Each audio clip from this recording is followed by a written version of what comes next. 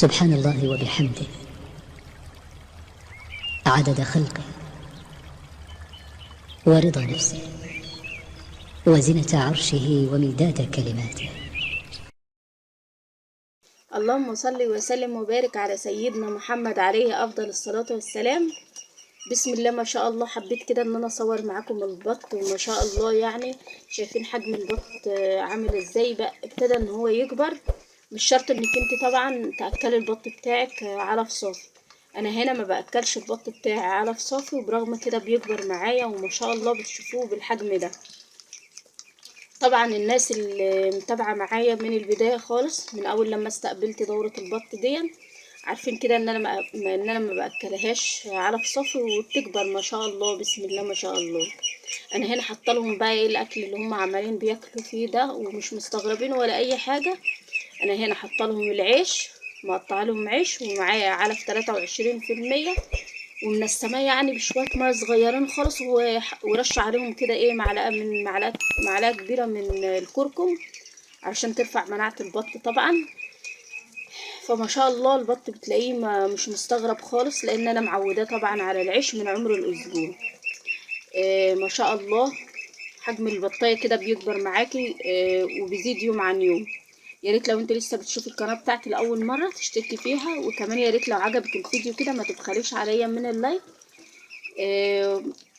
وتتابعي معايا كده علشان تستفادي كده من الخلطات والحاجات اللي انا بعملها للبط، واللي هي بتجيب نتيجه هايله جدا جدا معايا. وبتشوف البط بالحجم ده. طبعا البط ده هو نوع البط ده ايه، نوع البط ده خليط بلد على مسكوفي، فما شاء الله يعني بتلاقي حجمه البطه بتملى ايدك كده، حجمها تقيل في ايدك، بتكبر معاك، واليوم بيجي معاه بيومين. طبعا الجو مش متظبط اليومين دول، يعني في هوا، حابه تلاقيه الجو حر، حابه تلاقيه قلب بهوا كده. فهتعملي ايه؟ لازم تحافظي على الطيور بتاعتك في الايام دي علشان الامراض وكده. فهتعملي ايه؟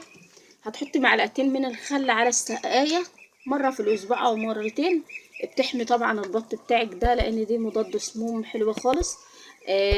هتقطعي كام فص من التوم كده، تقطعهم على الاكل بتاع البط. لو كل بطايه بس اخدت قطعه توم، فده مضاد حيوي هيغنيك عن الادويه، حلو خالص خالص.